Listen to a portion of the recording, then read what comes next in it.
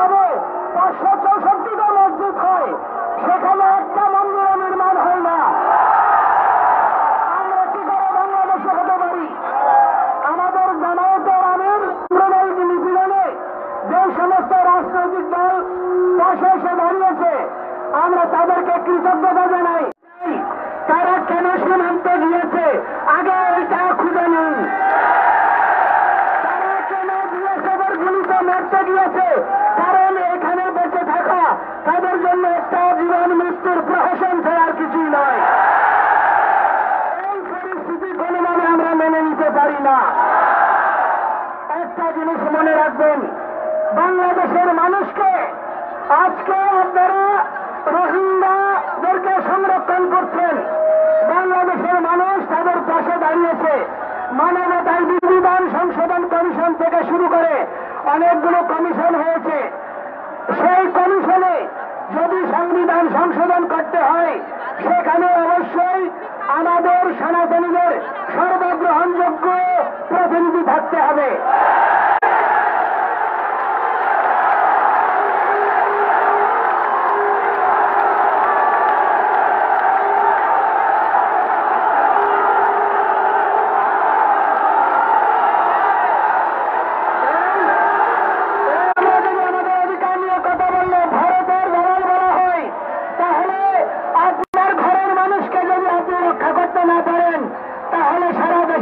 কিভাবে নিরাপদ হবে?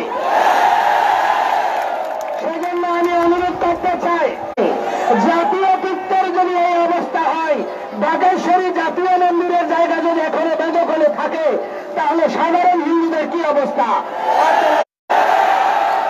এবং আমি অনুরোধ করতে চাই, যে সমস্ত হিন্দু প্রতিনিধিদেরকে দায়িত্ব দেওয়া হচ্ছে, যাদের কোন ধর্ম একটা প্রতীকী আন্দোলন হবে, আমরা মায়ের আরাধনা করব। ক্ষতিগ্রস্ত হয়েছে, তারা জেলাওয়ারি তালিকা প্রদান করেছে। আজকে প্রথম আলোর প্রতিবেদনকে কেন আমলে নিচ্ছেন না? আজকে হলুদ মিডিয়াকে দিয়ে কেন ছড়ি কক্সবাজার সারা দেশের মানুষ এসেছে? আমরা আপনাদের কৃতজ্ঞতা জানাই। অনেকে বলছেন যে আমরা কেন আপনাদের সঙ্গে যোগাযোগ করিনি। এখন আর যোগাযোগের দিন নাই। এখন আমরা অনলাইনে প্রোগ্রাম ঘোষণা করব, আপনারা সবাই আমাদের সঙ্গে যুক্ত হবেন কিনা?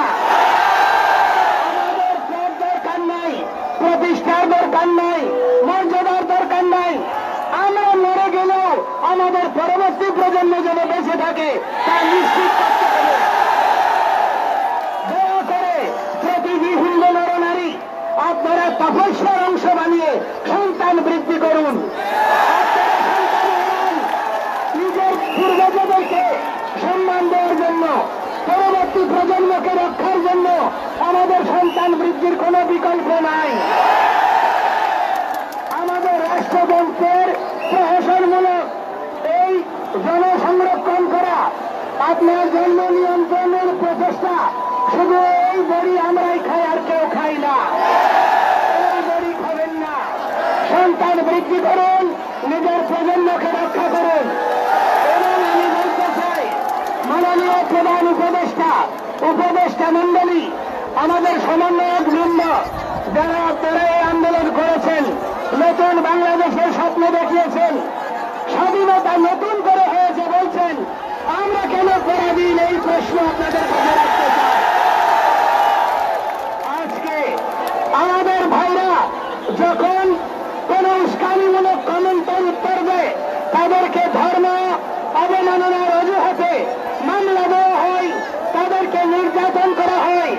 এই দেশে এখনো বিচার বহির্ভূত হত্যাকাণ্ড চলছে, বিচার বহির্ভূত ব্যবস্থাপনাকে উস্কে দেওয়া হচ্ছে। আমরা এই রাষ্ট্রের স্থিতিশীলতা চাই, সংবিধান সমুন্নত রাখতে চাই, আমরা আইনের শাসন প্রতিষ্ঠা করতে চাই। কোন বিচার বহির্ভূত হত্যাকাণ্ড চলতে দেওয়া যাবে না। পৃথিবীর প্রতিটা ধর্মের প্রতি আমরা শ্রদ্ধালু, আমরা সম্মান করি, আমরা মর্যাদা প্রদান করি। আমরা মসজিদ, মন্দির, পেগোডা, গির্জা, মাজার, মক্তব প্রত্যেককে সম্মান করি। বাংলাদেশের অধিকাংশ মঠ, মন্দির, মসজিদ, মাজারে হিন্দুদের ব্যাপক অংশগ্রহণ রয়েছে। কিন্তু আজকে আমাদের ধর্ম নিয়ে যখন অবমাননা হয়, আমাদের দেবতা নিয়ে যখন ওয়াজ হয়, আমাদের যখন ধর্ম নিয়ে উস্কানি দেওয়া হয়, তখন ধর্ম অবমাননা হয় না, হয় না। আমাদের পুলিশ প্রশাসন বলছে যে সেদিনের ঘটনায় কেন কেউ অভিযোগ করে নাই।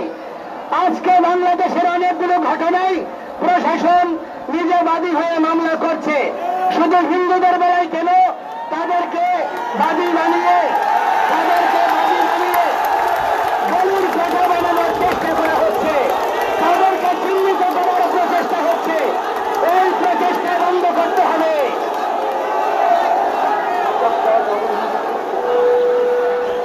এবং উৎসব, যে খুলনার উৎসব মন্ডল সহ বিভিন্ন যে জায়গায় এরকম অতীতে আইসিসি অ্যাক্টে এবং ধর্ম অবমাননার অজুহাতে যাদেরকে অ্যারেস্ট করা হয়েছে, যাদেরকে নির্যাতন হয়েছে, বিচার বিভাগীয় তদন্তের দ্বারা তাদের বিচার করতে হবে।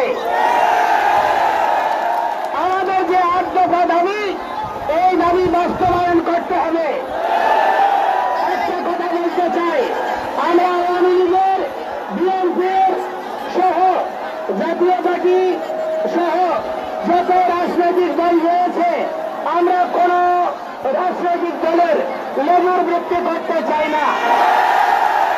আমাদেরকে দলীয় ত্যাগ দেওয়ার জন্যই আমাদের স্বতন্ত্র নির্বাচনী ব্যবস্থাকে রুদ্ধ করে স্বাধীনতার পরে এক কাতারে নিয়ে যাওয়া হয়েছে। কারণ সেই ব্যবস্থাপনার মধ্য দিয়ে আমাদেরকে আলাদাভাবে চিহ্নিত করার, বেঁচে থাকার সুযোগকে রহিত করার জন্য বৃহত্তর জনগোষ্ঠীর সঙ্গে মিশিয়ে দেওয়া হয়েছে। এই ধরনের প্রবণতার কারণে প্রতিটি নির্বাচনের পরে আমাদের উপর নির্যাতনের খড়গ নেমে আসে, কোনোবারে এর বিচার হয় না। এই ধরনের অবস্থার অবসান চাই। তাই সংখ্যানুপাতিক হারে আমরা আমাদের জন্য সংরক্ষিত আসন চাই। যেখানে হিন্দুদের ভোট হিন্দুরাই দেবে, মুসলমানের ভোট মুসলমানরাই দেবে, যাদের প্রতিনিধি তারাই নির্বাচন করবে, তাহলে গণতন্ত্র থাকবে। এই বন্ধুত্বের থেকে মুক্তি দিতে চান, তাহলে সংখ্যানুপাতিক নির্বাচন ব্যবস্থাকে আপনারা স্বীকৃতি প্রদান করুন।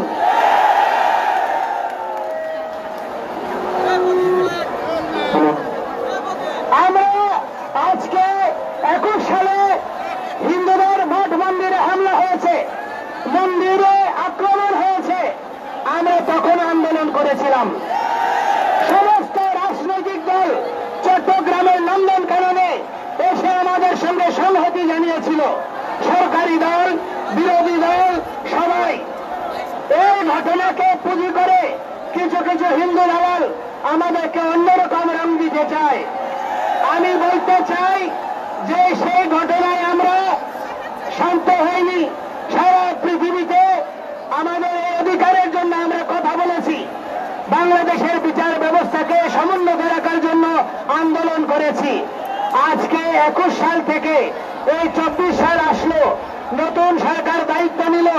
কই 21 সালের ঘটনার জন্য কমিশন করুন, বিচারের ব্যবস্থা করুন। এবং চায়না আর জাপান বাংলাদেশের বড় ধরনের অর্থনৈতিক উন্নয়ন সহযোগী, তাদেরকে খুশি করার জন্য রামুতে যখন মন্দির ভেঙেছে তার 3 গুণ বরাদ্দ দিয়ে সেই মঠ মন্দির পুনর্নির্মাণ হয়েছে। কিন্তু 21 সাল থেকে 12 সালে চট্টগ্রামে, 21 সালে সারা দেশে এবং বিভিন্ন সময় যে সাম্প্রদায়িক নির্যাতন হয়েছে, আজ পর্যন্ত কোন মন্দির রাষ্ট্রীয় অংশগ্রহণ দিয়ে বাধা প্রদানের প্রচেষ্টা অব্যাহত রয়েছে। চট্টগ্রাম শিক্ষা বোর্ডে প্রজ্ঞাপন জারি হয়েছে, কোন হিন্দুর নামের সঙ্গে ফি লেখা যাবে না। আমি অনুরোধ করব আজকে থেকে প্রত্যেকের নামের আগে ফি যুক্ত করুন। এর মাধ্যমে দ্রুততম সময়ে হিন্দু প্রতিনিধিদেরকে সম্পৃক্ত করে সারা দেশের ক্ষয়ক্ষতি নিরূপণ করে দুর্গাপূজার আগে ক্ষতিপূরণের প্রজ্ঞাপন ঘোষণা করতে হবে। এবং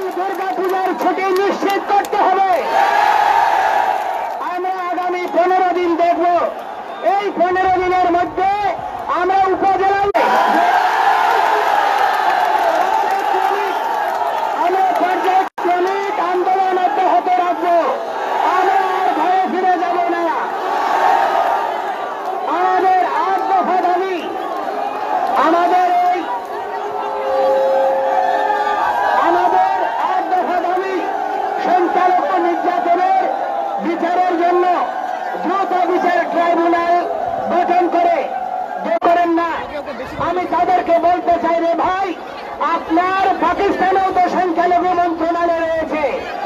পাকিস্তানে সনাতনীদের জন্য, সংখ্যালঘুদের জন্য সংরক্ষিত আসন রয়েছে। তাহলে বাংলাদেশকে এগিয়ে গেলেন না পিছিয়ে গেলেন? বিচার করেন। দেশকে ফাউন্ডেশনের উদ্যান করতে হবে। দেবত্ব সম্পত্তি পুনরুদ্ধার ও সংরক্ষণ আইন বাস্তবায়ন করতে হবে। তবে সাবধান, সেখানে কোনো ব্যবস্থাপনা আইন চলবে না। কোন দলের কেউ মঠ মন্দিরের নিয়ন্ত্রণ নেওয়ার প্রচেষ্টাকে আমরা মেনে নেব না। যে মন্দির প্রতিষ্ঠা করতে হবে, সংস্কৃত পালি শিক্ষা বোর্ডকে আধুনিকায়ন করে সেই শিক্ষা বোর্ডের অধীনস্থ যত ছাত্র রয়েছে ধর্মীয় শিক্ষক হিসেবে এবং তাদের গবেষণার জন্য আপনার অংশগ্রহণ করতে হবে।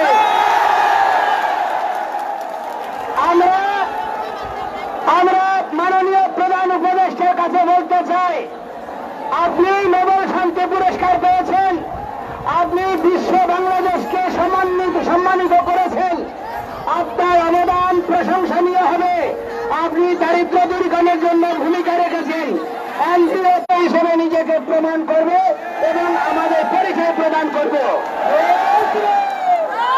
কারণ বিশ্ব সংখ্যালঘু, ধর্মীয় সংখ্যালঘু, ক্ষুদ্র নিগোষ্ঠী, ভূমিপুত্রদের জন্য যে আন্তর্জাতিক সনদগুলো রয়েছে, আমরা ছাত্র আন্দোলনের প্রধান কমিশন করে আমরা সমন্বয়ক প্যানেল গঠন করি এবং যে সমস্ত ছাত্ররা আন্দোলন করছে আমরা তাদের ছাতা হয়ে তাদের পাশে দাঁড়াই এবং মঠ মন্দিরে ফিরে যাব। আমরা মাঠে থাকবো না। কিন্তু আপনারা দয়া করে আমাদেরকে কোনো টেক দেওয়ার প্রচেষ্টা করবেন না।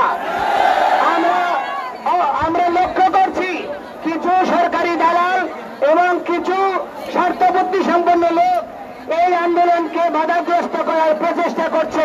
দয়া করে অনুরোধ করব আপনাদের সকলকে সেই দিনের মতো চেরাগি পাহাড়ের ঘটনা যেন পুনরাবৃত্তি না হয়। এই আন্দোলন কর্মসূচি এখানে পরিসমাপ্ত হওয়ার পরে সুশৃঙ্খল ভাবে ফিরে যাবেন। কোন মিছিল হবে না, কোন নতুন করে কর্মসূচি হবে না। আমরা পরিচয় ভুলে গিয়ে আমরা সনাতনী পরিচয় বহন করব। আমরা সনাতনী, আমরা হিন্দু, এই হবে আমার পরিচয়। আমরা আর্য পুত্র, আমরা ঋষি সন্তান, এই হবে আমার পরিচয়। দয়া করে সকলে ঐক্যবদ্ধ থাকবেন। অনলাইনে কেউ কোন উস্কানিমূলক কর্মকাণ্ডে পা দেবেন না, কোন উস্কানিমূলক কর্মকাণ্ডে পা দেবেন না। আর কোন অপরিচিত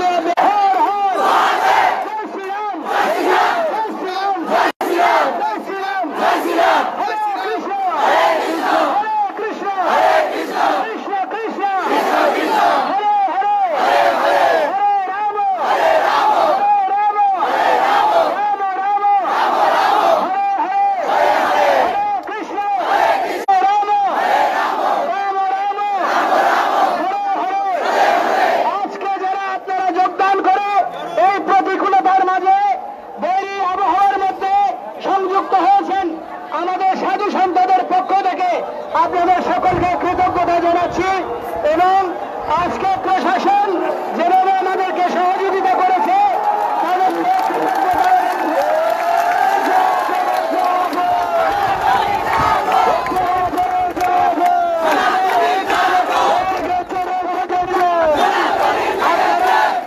আমাদেরকে নিরবচ্ছিন্ন একটা সুন্দর পরিবেশ এবং আমাদের অধিকার বক্তব্য জানানোর জন্য আপনারা সহযোগ দিয়েছেন। যে সমস্ত মুসলিম ভাইরা তারা আমাদের এই কার্যক্রম ধরে চলে যাবেন এবং দয়া করে রাস্তাঘাটে কোনো স্লোগান অথবা উস্কানিমূলক কোনো কর্মকাণ্ড না করে আমাদের শান্তিপূর্ণ সহাবস্থান নিশ্চিত রাখবেন। সবাইকে ধন্যবাদ, শুভ প্রণাম।